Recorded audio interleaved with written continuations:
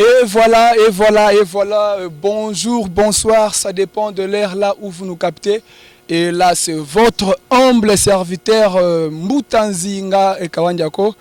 Comme vous le savez, la Kiliti Congo nous enseigne, avant de prendre parole aux yeux de tout le monde, la personne devait se présenter. Et c'est pour cela je viens de le faire. Donc, moi, c'est Mbutanzinga Kawandiako, Mfumandamba, Mwanansundi, Yenge Mutatukama. C'est vraiment, vraiment. Bande konanga ndenge bozo komona biso tozali vraiment en direct na Congo central. Oui, des passages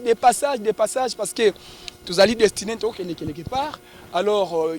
actuellement tozali na Lukala, to komi na Lukala, to koki koleka Lukala te et sans pourtant parler de Lukala. Parce que Lukala na Congo central les ali ville moko boye o ezali na ba ressources ebele ville moko boye historique ville moko parce que na ba obayebi Congo central donc ba yebi Lukala parce que Lukala j'espère signifie Lukala ngangu pourquoi Lukala ngangu alors vraiment awa bozo komona biso tozali na rivière moko quelque part yango to moni bandeko yango to yeko sola na bandeko vraiment ba betela biso moi histoire ya Lukala en plus na ndenge ya histoire quand na yebisino ke Lukala ezali mboka oyo vraiment ezana ba histoire ebele donc na yeko beta na bandeko o na kuti awa ba betela biso lisolo ya Lukala oyo vraiment mboka moko historique na Congo central parce que pourquoi Lukala ngango Lukala ekena kombo donc parmi ba ville oyo ezana plus de 5 compagnies na autour na ye. Donc, je peux dire plus que même Matadi. Hein? Oui, parce que Matadi, et ça qui fanatisme nabiso, vimisa. Alors, tout le moi histoire il y a Lukala. Alors jamais tu kunda histoire il y a Lukala. Avancez. Jamais tu kunda histoire il y a Lukala. Parce que l'histoire ya Lukala est parmi les villes reconnues dans le Congo central parce que et simbi plus de 5 compagnies na autour naïe. Alors toi qui ne manques pas bandeko tukutiawa, toi qui ne manques na bandeko tukutiawa vraiment, ba beti la biso histoire vraiment na pona nani na ebité na pona nani vraiment ba muta tusi amie mutata bandu vraiment boni ma vimbi mena mamodi vraiment bien tout na ko to munzi to biso to des passages na ebité na lobana lingala to Congo au permettre biso langue ni vraiment ele ko kikongo mono ikyo ito mazola ngakanti tulene ko tumpe pova mudingala vraiment merci ndeko na ngai okosunga biso to lobana lingala pour que bandeko o bazokola na biso et bazwa vraiment message ya solo biso tozali des passages tozokene quelque part na mboka moko x inconnu peut-être to dévoiler te mais er to komi na niveau ya Lukala to lobi non biso photo kitana Lukala to sola na bandeko ya Lukala bebisa biso vraiment parce que kombo Lukala ngana yebi yango et kenna vraiment sango mais bato ebele vraiment bayaka Lukala mais bayebi nini sala Lukala te ndeko na biso okoki expliquer non Lukala elakisi nini Lukala bon Lukala euti na Kikongo Lukala euti na ngona Kikongo eza verbe kala c'est-à-dire kozala Lukala eza au pluriel c'est-à-dire bozala alors Lukala ngangu eza kombo oyo bapesa yango après avoir komona ba événement ya ba makambo ezalaki komona na awa parce que zamboka moko mukie par rapport à Bakimpese, par rapport à Bambanza Ngungume, ils ont makamusu sezawa. En tout cas, tu évites ce qui est spirituel tonini. Makamongu nini mbuta makamu mama si nous voir ça donc vraiment makamongu za nini mbuta. Bon, Lukala tango bayeko mona makambo oyo esale makana Lukala okokozala na muto na ngengi. Okokozala na muto uti na soki wapi na yo na nguya na yo boy. Soko na Lukala okomona muto kosalo akokitsote. Okomona muto akokitsote c'est comme si ezana oyo babenga na Kikongo vitu. Comme si vitu moko boye ba porte moko spirituelle ezawa ba porte dimensionnelle et ça la que mboko eza très attaché na makambo moko spirituel donc même si oza banganga ozanganga uti quelque part oye et loko kitso ko comprendre ngote série moko vers les années 90 2000 wana tang basala ka recensement local ka mwambo ka mokemo ezala déjà plus de 400 ganga plus de 400 féticheurs alors c'est comme si batindaka bango baya c'est comme s'il y a quelque chose et sengaka fallait batu bazala wana o bazana bimpa pour que bako ko freiner makamoko boye oyo emonanaka sur le plan spirituel pour ozana tana moto ndenge ni ntango yawa o comprendre te mais soko yeno na mutema ya kokita yeno na mutema ya okomona no pelo côté seulement que yango ba pesa ngo kombo lukala ngango donc soko ye wana il faut que vous allez très vigilant. Il faut que vous allez très vigilant. Donc c'est que vous allez très vigilant. Non, il faut que vous allez vigilant na cadre kaka ke kuyibiki maganga nako kuse ebuko soki osali yangote okomona no elo côté. Oyena orgueil o comprendre ndenge kokita. Okoko maltraiter bato baza awa mais o comprendre ndenge ko rabaisser yo jusqu'à ce que même mikonzi ya mboka ebele ba yebi ba yaka souvent na kinso ekipona koya ko kolala ono lukala to yebaka te qu'est-ce qui se passe parce que ba mfumu kimbangu tango bakangamaka balegela pe et si kama oboyena legela ki na yebite tango to kozonga na kolakisa binongo na yebite soki kamera ko tourner na tawana balabala mo babengaka ndeke alors ezana piste moko boye ezala ya avion kuna ba mfumu kimbangu tango bakangama ba banongo memaka bango na ba prison ba déportation ba banongo legela aw ba kiti pena aw ba lali pe aw même Lumumba tango akangamaka il paraît ba transit il paraît na lobi ba transitaka na ye awa na lukala. Donc c'est pourquoi on appelle ça balabala comme ndeke. Alors on ne sait pas qu'est-ce qu'il doit faire que mon mboka moko mukie puisque na tawana ezala ki vraiment munene lokwa boyité. Mais qu'est-ce qu'il pouvait faire que baya ko faire transiter bato lokwa bamfumu kimbango bakangiye bolekise na local. Osali ke bolala c'est comme si même bango moko bakangaka ye bayebi ke mutu oyo asengeli ko ya na mboka ngo pour que tu éviter qu'est-ce qui devait se passer. Donc c'est un peu ça. Merci vraiment bande qu'on a biso vraiment marqué na kena ki moi trombangu parce que après ça qui identité to e baye nani et donc vraiment parce que na culture Congo c'est selon biso je ne sais pas ce qui aza parmi à mutu oyo veut à profiter na enseignement là avant mutu azo maloba isengeli à se présenter nous vitesse na ngande sala ki ke bomona ke à se présenter alors muta vraiment na occasion oyo o se présenter na nous vraiment pas bande ko bazo kolanda yo zali nani ingeta kadi pona se présenter faut na lobela na Kikongo mononkumba me mutaluindu la nsilulu ngena mfumu nkanga mwana mbenza biso to se présentaka bongo mfumu nkanga eza naza kolo clan kinkanga et puis mwana mbenza eza ke papa nanga aza mutu ya kimbenza donc biso ba Kongo to se présentaka bongo esika nyonso kokende okomema mbongo te okomema suki nini te okomema kaka luvila parce que soko komi esika okoki kokutana na bato baza ba mfumu nkanga bana ba mbenza ubeba mfumu mbenza bana bankanga ubeba mfumu mbenza bana ya ba clan mususu alors na moment wana ziko bango baza batata nanga c'est pourquoi donc esika nyonso na kokende na ko se présenter kaka na ba na ba clan et puis nakozala na esika na kolala parce que papa nanga bazala wana bakolo nanga bakozala wana c'est un peu ça donc vraiment bozui identité complet ya mutu to so eno ke kombo na ezali Mbuta Nsilulu vraiment to ko beta lisolo Mbuta Nsilulu tukuti na mai yaki ko sokola to yaki ko concentrer mino to biso batabundia konto batabedeka tulinga mi ba concentration yaki pona osala ba concentration na mai to ndenge nini. Bon na yaki pona kopesa nkayulu nanga yango bozomona nga nazoli yaka mwakazu oyo eza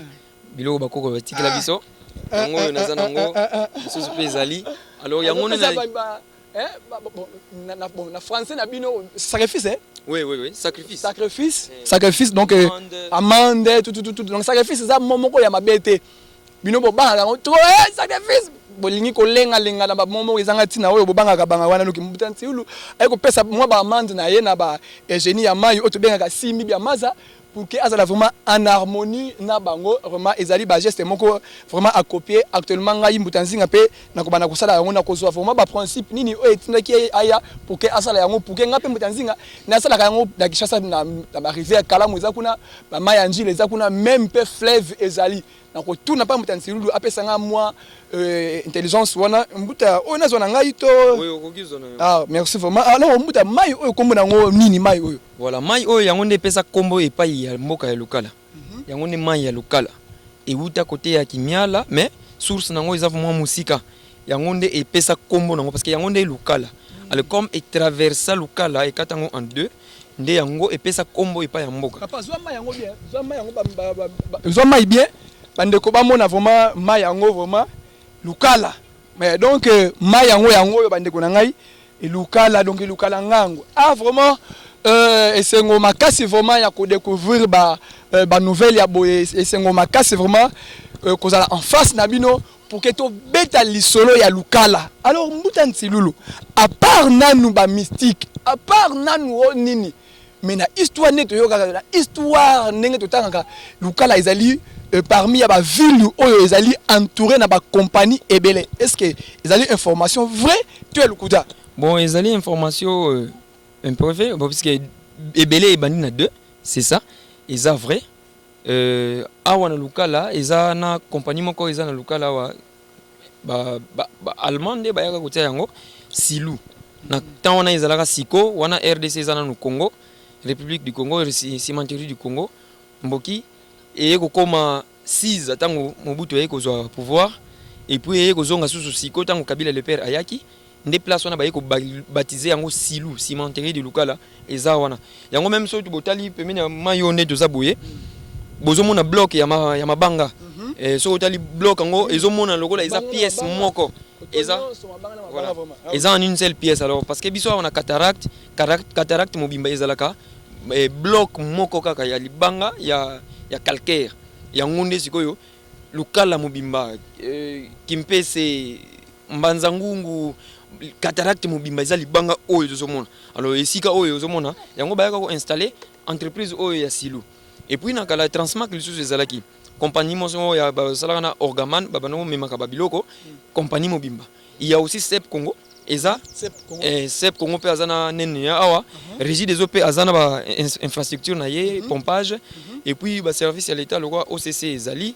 et puis autour il y a aussi entreprise moko zo tonga mawana bazo tonga côté à Bethlehem na nzela okenda bangu eza cimenterie lisusu donc selon programme il paraît calcul ezalaka que na territoire à Cataracte il fallait 35 sociétés na territoire à Cataracte il fallait 35 sociétés ya cimenterie depuis au bambuta kasavu ba signa ba décider na ba investisseurs mais jusque là kaka aussi ko to comme mon entreprise et comme se multiplier un peu sinon Silou c'est depuis 1921 donc tant que Silou et banda local il n'y avait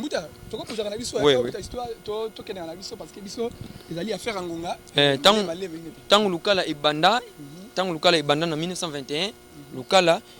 ils allaient qui coutuna quelque bamboka kaka ils allaient na moi zone moko place wana banda ko zalaka moi village moko zalaka wana sinon partout il n'y avait pas la construction ndé ba travailleurs oyo bazalaki ko sala na Silou bazalaki ko kende ko zuwa ka batu na bamboka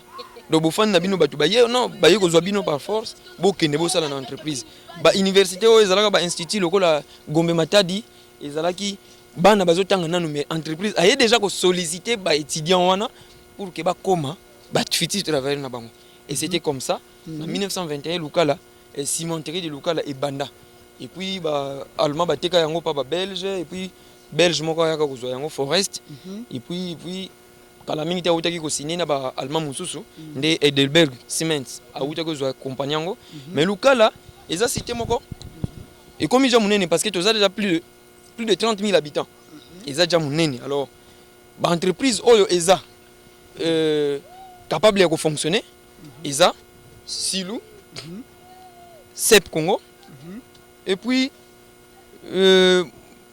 roi va régir des eaux parce que Snell paye ezali courant ezali mais le problème est que jusque là tout le monde a entreprise tango kotongama botonga na binongo bien metango boluka bo bana kosala et comme ipona kozomsala passe ndeka ezalaka toujours vraiment bande ko na biso bozoko la na biso na bokebi nyonso parce que parmi les habitants ya Lukala oto sana ye awa mbuta yo botami ano ngana botami awa nanu kutu nakenda koleka boma te nanu pena leka kisasa te donc nazala toujours autour donc vraiment mbuta ako betela biso ba histoire vraiment ya ebele na Oetali et Lukala mbuta eloko moko na yoki na pesi détail ya ba compagnie que babanda ko so batu ba misusu par force ba misusu na bolingo nyonso donc c'est que je peux dire que Lukala et Salama to ville ondenga boye et Salama c'est grâce à ba compagnie oyo eza autour na ye naturellement ce qui Silou ezalaki te na moment oyo bayaka ko implanter yango lelo oyo évolution ya grandeur ya mboka ngo mbeleza pe boyité parce que tangu ezalaka Silou tangu baye ko implanter en 1921 mboka Lukala ezalaka limité justement soko ke na kan Silou place au komona réservoir ya Silou ezala déjà zamba poko mana ba transma kona c'était inhabité mboka ya Lukala ezala nango quelque part awa na avenue Kasavubu na Suka donc banzete et puis c'était un village avec 2 maisons donc en 1921 il n'y avait pas ba quartier parce que actuellement tu as plus de 11 quartiers vraiment mais ba quartier où ils habitaient ils a 7 Mais nous avons déjà plus de 11 quartiers parce que or ceux qui ont 7 quartiers habités avec plus de 30 000 habitants, qu'est-ce qui a conduit? Parce que la diversité, il y a toutes sortes d'écoles. Il y a même des expatriés, chinois, indiens, bazali. Il y a Manyanga, Bandibu, Yombe, Bantandu, il y a Bangala, Baluba, Baswahili, il y a toutes sortes de Batu. Donc, sans la silou, il ne pouvait pas causer la grandeur. Vraiment, bande qu'on a biso, mituneza ya biso, réponse ezali ya mbuta, vraiment, ndenge ka bolinga ka vraiment. Tout la penda ba question oyo esengeli ndenge ka bolinga vraiment tout luka penda ba information na source et yango moni tout ça là qui descente na Congo central pour que tu as bino ba information sur ba histoire sur pour que vraiment bozala na ba confusion té parce que batu ba kosaka mingi alors Mbutanzi Lulu vraiment otangi histoire ya ba compagnie ya lukala et obeti histoire wana. Donc, mboka oyo ezali créé, c'est grâce à ma compagnie oyo ezali na kati awa. Mais pourquoi la population est pauvre? Banda ko eza otobengaka bikok. Banda ko eza vraiment bikok. Pourquoi pauvreté wana ezali na niveau ya lukala na ba ndenge wana? Est-ce que nini ezali parce que eza créé pour la entreprise? Mais pourquoi la population est très pauvre? Le problème est que ndenge biso na Congo, na Congo to lobaka. Untomisa ki divoya tomisa ki sala. Bato bayaki ko sala ba investissement awa. Tango ya colonisation. Bayaki na idée te ki bino banwa bobonga. Donc ba contrat na bango oyo ba décida. Makambo na bango ba signa. Ndenge ba imaginer na bango ba prévoya bisoté banwa. Ce qui doit faire qu'il faut tous à la pauvre malgré ba entreprise. Et en plus, ba contrat o ba signé ya mabe ya lukuta. Oh bango mo ba on dimate na Porto na Belgique na Allemagne. Mais awa et on ba installé depuis 1921. Il faut comprendre que les autochtones, les propriétaires terriens, tant que vous avez installé entreprise, comment il faut que vous ayez que batuba pesa bino mabele moyena mutu ya ngombe par exemple mungwa sucre quelque sacs ya miliki ou je sais pas quoi et le quoi c'est inadmissible. Mais tant que bazali ko installer entreprise tant que bazo ko décider ezali la bongo tant que bazo mona ke ba village ba sengi bango kama kwana est-ce que bokoka kite ko yebisa bango que non ce n'est pas comme ça que ça se passe. Et ça entreprise ya bongo belé zoko tia ndenge nini bokoki ko ndima ko pesa ko senga biloka muke wana. Mais non si yama bazali ko ndima pe kozanga ko yeba ya bandeko na biso banwa. Ce qui fait que entreprise les gens peuvent être pauvres parce que et si comme mon côté bazoko zwa biso au sérieux.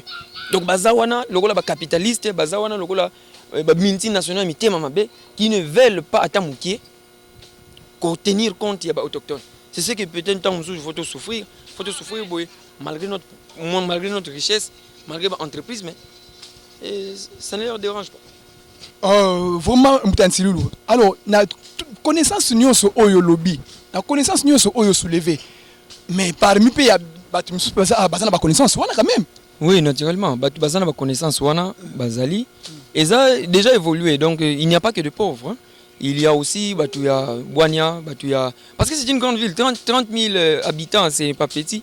Et tout ça déjà na batu bazana ba moyen na bango ba petite et moyenne entreprise notamment le Rwanda moko boye naza na collaborateur moko aye ko investir aza mutu ya poto aza diaspora aye ko investir awa a créer maman na boulangerie parce que ba boulangerie pe ezali mais talaka mapa ezalaka toujours moké par rapport à bateau bazana chaque mboka to que no moi molo parce que au toucher loko moko boye vraiment ezali parmi ya ba to benga donc au toucher penza donc simi penza o esengeli place o c'est simba muta wana aye ko s'investir awa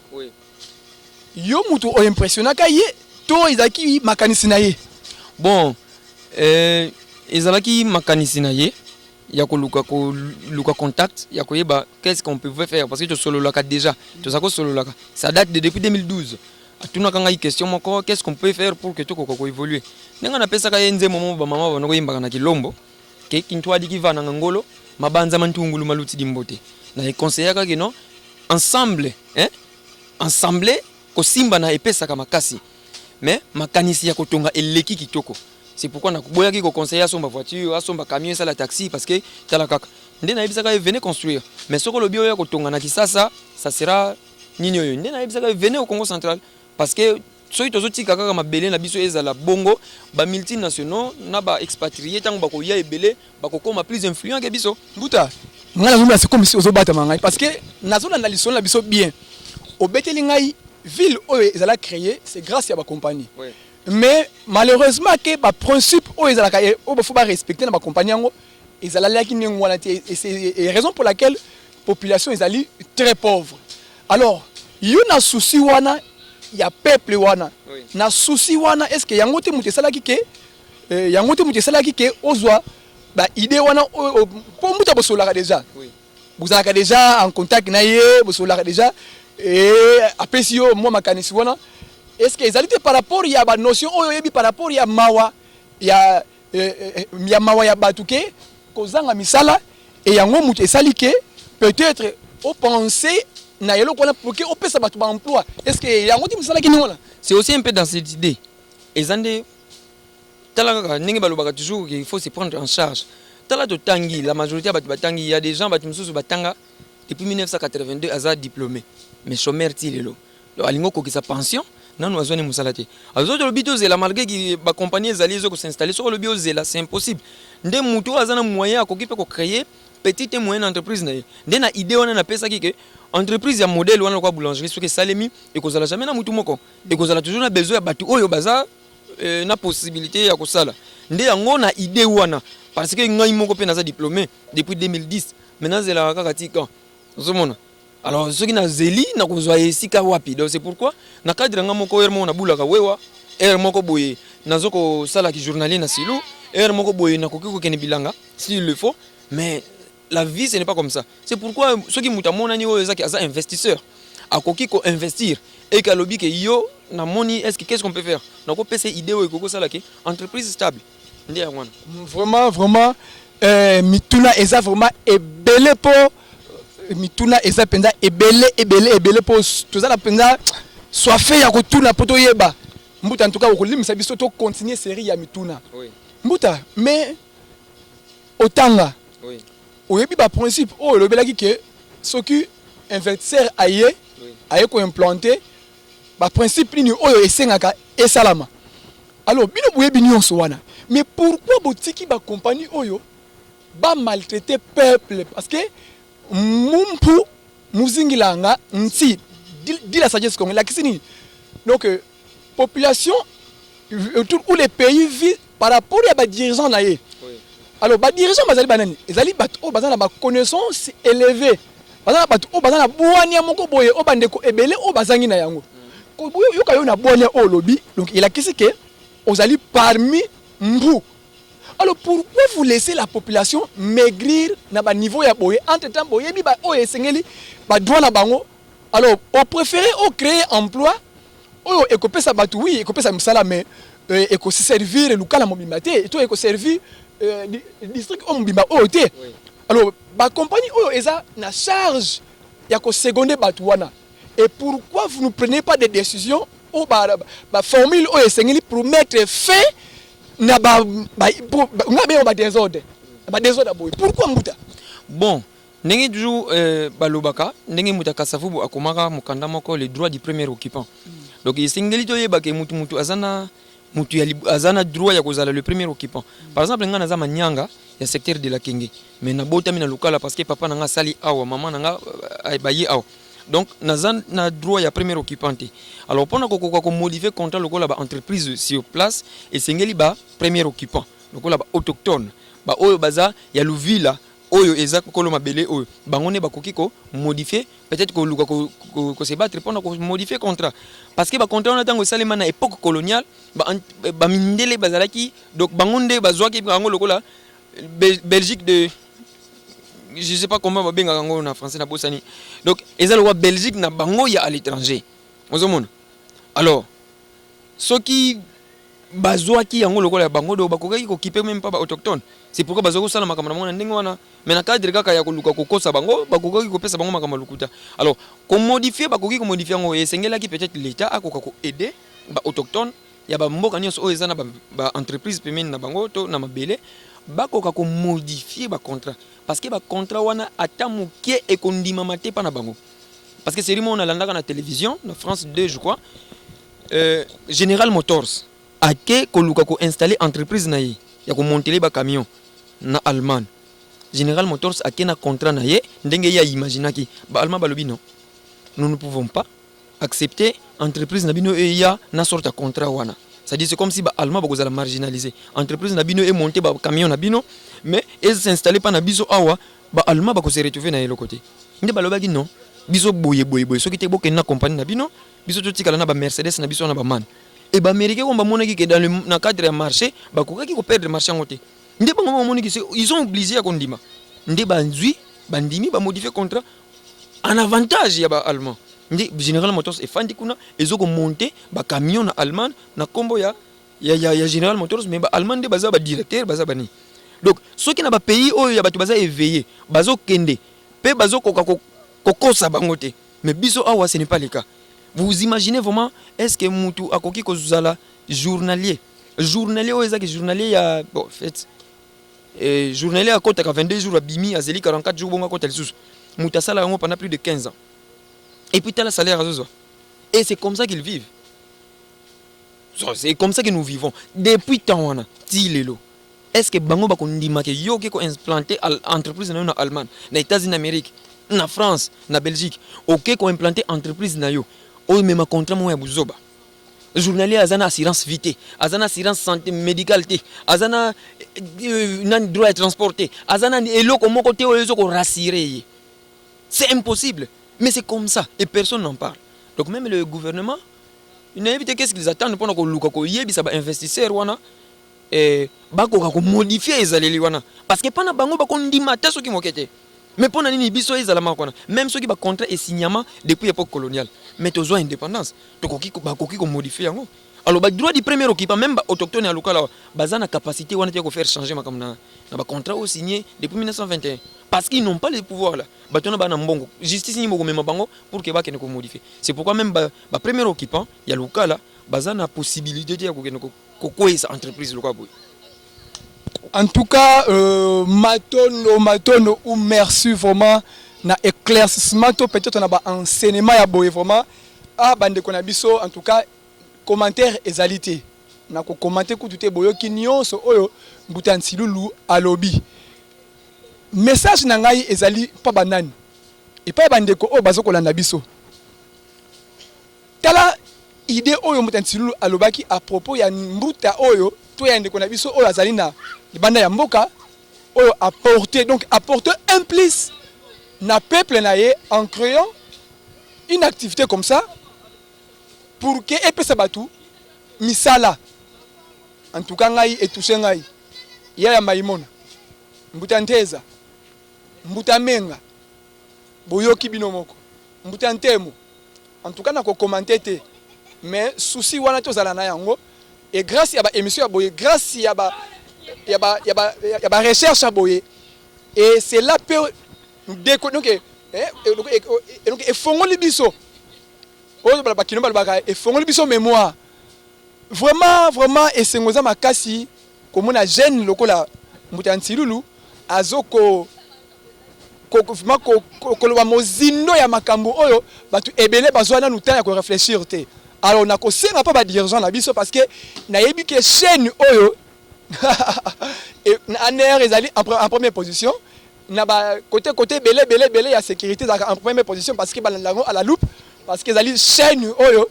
et le belaka vraiment na ba enseignement oyo il y a grand leader ba enseignement oyo vraiment ezoko bangisa mokili oyo il faut changer axe ya monde. Il y a honorable Mwandan Semi oyo azali leader ya peuple Benakongo. Vraiment et c'est ngozaki makasi ya représenter bino numéro oyo vraiment na kopesa maloba pa ya invité na biso to peut-être pas ya muta biso to kutaki awa invité te parce que to kutaki ye azoko sala makambo na ye to kopesa ye dernier maloba peut-être ko pesa message pa na bino bandeko oyo bozoko na biso peut-être ba mote et pas ya bandeko oyo ya yebani et vraiment to kene tout le monde pa ya muta vraiment un mot de la fin ya message ya donc mot de la fin na émission na biso oyo parce que ngapena nazana esengo na façon osali réflexion na interview na biso to sali. Alors mot de la fin na yo olobini ni topé pa bandeko bazokola na biso loko na lingina lo baboye ba entreprise o eya liboso soki bazwa possibilité ya kofanda c'est parce que ba Congo généralement bazalaki bato ya boboto tozalaki bato ya boboto parce que proverbe moko pa na biso elobaka mvanzaki sinkuta mvanzaki sinlumba kavango inkuta kiditi na yekwenda kwanka elingo loba mvanzaki si c'est l'investisseur mvanzaki sinlumba lumba eza lapin donc nyama moko ya kubanga kavango inkuta donc bobangisa yete bo effrayer te kiditi na yekwenda kwanka po akima te pe akende esika mususu donc soki ba investisseur bazwa ki ba intimidation ya ba autochtone te c'est parce que ba koko na biso ba Congo to yebi yango ke un investisseur c'est un péreux et sengeli boko ko bangisa yete pour que akima pe akende esika mususu yango esalaki ke à cause ya boboto na biso esalaki ke bango bamona yango lokola faiblesse ba continuer na bango kaka mar kwana or na cadre ya mvanzaki sinlumba kavango inkuta bakokaki pe ko intimider ye na ndenge nini entreprise no ça ne marche pas mais basali yango te pour que okoko kozala wana parce que entreprise yango ne memaka développement donc c'est un peu ça ce qui maloba yasuka na koki koloba yango wana donc c'est à cause ya proverbe wana ke ba Congo batikaka ba investisseurs étrangers baya ko investir awa sans que bazala inquiété mais un jour ba contrat on est aux ala resigner lorsque mfumu mwanda semi parce que azo kolité jour akolonga nde ba makambo wana kozala modifier ba condition ndenge bango ba se traitaka na Allemagne na ba entreprise na bango c'est comme ça que ekoya awa soki boboyi fermer votre entreprise allez foutez le camp c'est comme ça même na Chine basalaka vraiment matondo bandeko na biso vraiment bozalaki ebele parce que ezali ba genre ya ba émission oyo elekaka te etika la seko na seko vraiment ba kobanda kolandaka déjà tout le temps kaka numéro yango pour que efongolaka biso ba mémoire vraiment alors vraiment na kozala ingraté na koloba vraiment un grand merci na bino nyonso oyo bozwi chance ya kolanda biso vraiment difficile à tout citer les noms mais en tout cas na lobi et pas ya babena Congo oyo bazoko tia penza pouvoir pour la chaîne na biso ekene liboso pour que to koka koluka ba information pour que to koka kosala ba déplacement parce que to uti mosika to zo kene musika et grâce ya kokoma awa izana batu oyo vraiment na bango pour que toko mabisika otuzali alors je dis vraiment un grand merci na bino nyonso ngeta kadi baloba kadi atekela da betu da zimu sina pe da betu na bosana ki na cadre kaka ya ko encourager batu po ba yeba ke il est possible ya ko investir et pas na biso awa esengeli na ko kena ko faire visiter bino boulangerie bo mona yango ndenge ezali boko filmer pe pour que bo mona ndenge nini installation esalema parce que bakoko na biso ba ovo enza wiza wantu ngela vata mbokinge nko vata dia kusalo kya kunki donc soki botongi mboka na bino te nanya kotonga yango donc na ko kena faire visiter bino boulangerie pour que pe ba mona comment ça a été construit c'est un peu ça matondo vraiment toko koma kuna ngai Mbutanzinga na kokoma BAM TV ekokoma ezo ba image pour que to laksa bandeko oyo bazoko landa biso to ba bazwa chance ya kolanda biso vraiment ba comprendre vraiment na ko annexer image wana na émission na biso oyo pour que to landa ndenge ndeko na biso aye ko s'investir na niveau ya terre natale na ye to peut-être na terre africaine vraiment alors vraiment to suki awa numéro na biso et suki awa alors là je dis bye bye.